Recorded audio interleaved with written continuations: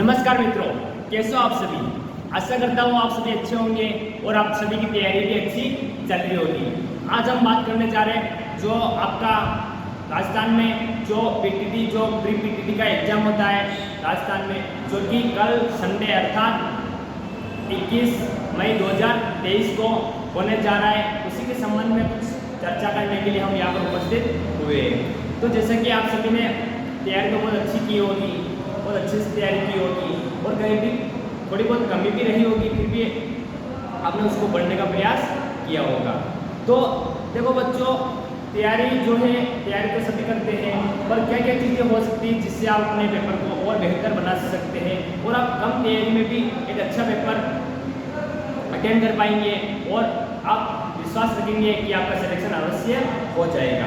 तो क्या क्या बातें हैं जो आपको विशेष रूप से ध्यान में रखनी होती है, क्योंकि आपने अभी जस्ट 12वीं की परीक्षा दी है, अर्थात इससे पहले आपने ना ही कोई बड़ा कोई कॉम्पिटिशन एग्जाम दिया है और ना ही आपको इसके बारे में कोई जानकारी होगी।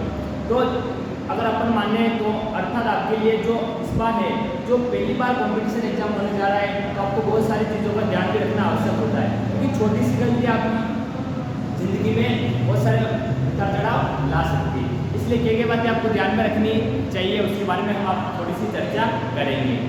तो आइए शुरू करते हैं एक वर्ड्स के साथ में, जो कि आपको स्क्रीन पर दिख रहा होगा कि विद्यार्थी के लिए कोई भी लक्ष्य बड़ा नहीं होता, कि विद्यार्थी के लिए कोई भी लक्ष्य बड़ा नहीं होता, जीतेगा वही जो डरेगा नहीं। तो दोस्तों, तैयारी किसने कितनी की है, किसने कम की है, किसने ज़्यादा की है, कोई बात मायने नहीं रखती, बल्कि मायने ये बात रखती है कि आपने जो तैयारी की है उसको कितने अच्छे से प्रिपेयर किया है। और चाहे कम तैयारी की है, फिर भी आप अगर पेपर अच्छा अटेंड कर पाते हो, बिल्कुल सकारात्मक सोच के साथ में, पॉजिटिविटी के साथ में, और अच्छा पेपर अटेंड कर पाते हो, निश्चित रूप से आपका सिलेक्शन अवश्य हो जाएगा। तो इसी बात को आप मुख्य रूप से ध्यान में रखना है। अब बात करते हैं अपन पेपर के बारे में। देखो दोस्तों, जो पेपर आता है वो बिल्कुल अगर अपन माने सिलेबस के अनुसार, तो लगभग आपके 200 क्वेश्चन आएंगे और अगर आपको समय जो मिलेगा वो मिलेगा आपको 180 मिनट बोलो या फिर 3 आवर्स, मतलब 3 घंटे बोलो बात एक की।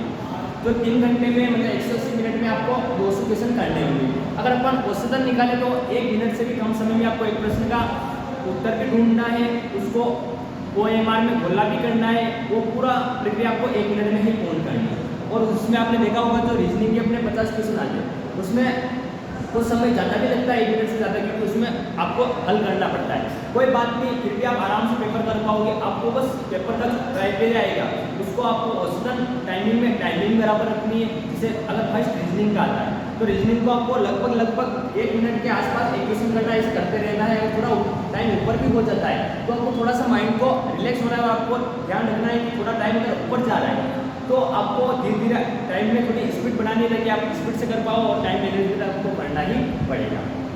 टाइम का विशेष ध्यान रखिए, क्योंकि 200 क्वेश्चन आते हैं और ना ही आपके नेगेटिव मार्किंग है, मतलब आपको पेपर को पूरा करके ही आना है। इस बीच समय रहते आपको ध्यान में रखना है कि आपके कितने प्रश्न हुए हैं, कितने और बाकी है और कितना समय और बाकी है। समय का मैनेजमेंट बराबर करते रहना है आपको और उसी के अनुसार प्रश्न करते जाना है, ताकि आपके प्रश्न ना ही पेपर छूटेगा और ना ही आपके कोई आंसर वगैरह गलत होगा। इसका विशेष रूप से आपको ध्यान देना है। ऐसे नहीं, कभी कभी ऐसा होता है कि विद्यार्थी पेपर करते जाता है, आराम से मग्न होकर पेपर लगभग 50, 60, 70, 80 जितने भी क्वेश्चन करता है वो बिल्कुल अच्छे से अटेंड कर लेता है, पर जब लास्ट में उसे पता चलता है कि लगभग अब 40 या 50 मिनट ही बचे हुए और क्वेश्चन उसके आधा पेपर से भी ज़्यादा बचा हुआ है, तो वो हड़बड़ाहट में आ जाता है और पेपर में कहीं ना कहीं मिस्टेक कर देता है, जो कि उसकी सिलेक्शन में बाधा बन जाती है। ऐसा आपको नहीं करना है। ऐसा आपको विशेष रूप से इस बात को ध्यान में अवश्य रखना है कि मुख्य रूप से बात वही है कि आपको टाइम मैनेजमेंट पूरा बराबर से करना है, कि कितना पेपर हुआ है, कितना समय बाकी है। जैसे जैसे एक पार्ट करते जाओ, सबसे पहले रीजनिंग, उसके बाद जीके, उसके बाद टीचिंग एप्टीट्यूड, उसके बाद हिंदी, फिर इंग्लिश। जैसे जैसे आप करते जाओ, आपको टाइम का मैनेजमेंट बराबर रखना है कि इतने समय में तो इतने प्रश्न करने, इतने समय में तो इतने प्रश्न करने।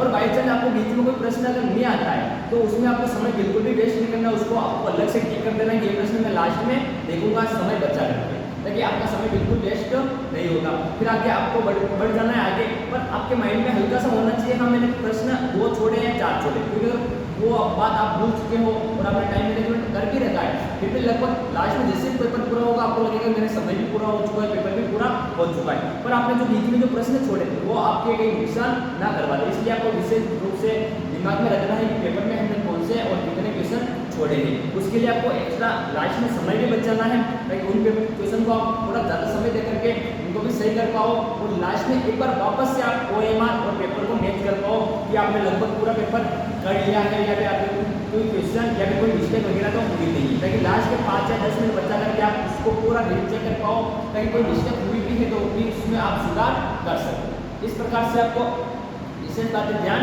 रखनी है ताकि आप आराम से पेपर कर पाओ और आराम से सिलेक्शन ले पाओ। अब मुख्य बात यह आती है जैसे कि ये तो हो गई नॉर्मल बात पेपर के बारे में। अब एक बात आपको ध्यान रखनी है कि कभी भी पेपर में आपको निराश नहीं होना है, क्योंकि पेपर चाहे कितना ही कठिन है, क्योंकि पहले ही 5 क्वेश्चन 10 क्वेश्चन या 15 या 20 क्वेश्चन भी लगातार गलत हो जाए फिर भी इसका मतलब ये तो नहीं कि आपका पूरा पेपर खराब चला गया, क्योंकि 20 क्वेश्चन गलत होते भी हैं तो भी आपके 180 मतलब 180 क्वेश्चन आपके बच रहे हैं। उनमें से करते करते अगर आप 150 क्वेश्चन भी करते हो अटेम्प्ट बराबर से 30 भी गलत हो जाते हैं फिर भी आप आराम से सिलेक्शन पा लोगे। तो मुख्य रूप से पेपर में आपको जो बात ध्यान रखनी है वो एक तो यह करनी टाइम मैनेजमेंट, दूसरी बात खुद पर विश्वास कि कोई बात नहीं क्वेश्चन आ रहा है अच्छी बात, अगर कोई मिस्टेक हो भी जाती है फिर भी आपको घबराना बिल्कुल भी नहीं, नई टेंशन में आना है कि मेरे ये मिस्टेक हुई या फिर ये क्वेश्चन गलत हो चुका है, कोई बात नहीं। आपको ये प्रयास करना है कि आप भी पॉजिटिव बने रहो, सकारात्मक बने रहो और आगे जो भी प्रश्न आ रहे हो वो गलती आप वापस आगे वाले प्रश्न में ना दोहराओ और पेपर को आराम से ध्यान से पढ़े और प्रश्न को समझने का पूरा प्रयास करें, क्योंकि अगर आपने प्रश्न को समझ लिया तो 50% हल तो आपका प्रश्न में ही मिल जाता है। अगर आप प्रश्न को समझ लिए तो बाकी सिर्फ आपने प्रश्न पढ़ा हल्के से और फिर आप उत्तर ढूंढने का प्रयास करोगे तो कभी उत्तर मिलता नहीं है।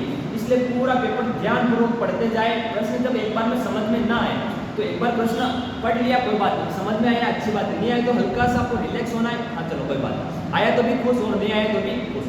फिर अगली बार वापस उसको उसी प्रश्न को एक लय के साथ में पढ़ना है, थोड़ा रिलैक्स होते होते थोड़ा विराम देते देते फिर थोड़ा आप पढ़ोगे तो आपको धीरे धीरे प्रश्न समझ में आने लगेगा हाँ प्रश्न बोल क्या रहा है। जिससे आपने प्रश्न समझा 50% आपका आंसर तो उसी प्रश्न में मिल जाएगा कि हाँ भाई आंसर क्या आना चाहिए। उसके बाद में थोड़ा प्रयास करोगे हल वगैरह निकालोगे तो ऑटोमेटिकली आपका आंसर प्राप्त हो जाएगा और निश्चित रूप से आपका प्रश्न सही भी होगा। इसी प्रकार से आपको सिर्फ खुद पर विश्वास रखना है। अब किसी की तैयारी कम हुई है किसी की ज़्यादा हुई है कोई बात नहीं, लेकिन जो मुख्य बात है वो ये है कि आपको खुद पर विश्वास रखना है। आपने जितनी तैयारी की समझ लो उतना आपके लिए काफ़ी है। आपको 600 में से 600 नंबर मतलब 600 to 600 तो लाने हैं ही, आपको अपना सिलेक्शन प्राप्त करना और वो भी पास मतलब अच्छे मेरिट के साथ में। तो लगभग आप विश्वास के साथ में और जितनी तैयारी की है 70% 80% या 90% जितनी भी आपकी तैयारी होगी उसी को ध्यान में रखते हुए उसी के आधार पर आप पेपर करने का प्रयास करेंगे, निश्चित रूप से आप सफलता अवश्य पाएंगे। इस बात को आप विशेष रूप से ध्यान रखना है। और एक बात जैसे कि आप सुनोगे तो आपको भी अच्छा लगेगा कि रख हौसला वो मंजर भी आएगा, कि रख हौसला वो मंजर भी आएगा, प्यासे के पास चलकर समंदर भी आएगा, थक कर ना बैठे मंजिल के मुसाफिर, कि थक कर ना बैठे मंजिल के मुसाफिर, मंजिल भी मिलेगी और मिलने का मजा भी आएगा, मिलने का मजा भी आएगा। इसी के साथ धन्यवाद, जय हिंद, जय भारत और आप सभी टीटेट वालों को all the best of luck. आराम से पेपर कीजिएगा और हम आशा करते हैं कि आप सभी का सिलेक्शन हो जाए। धन्यवाद।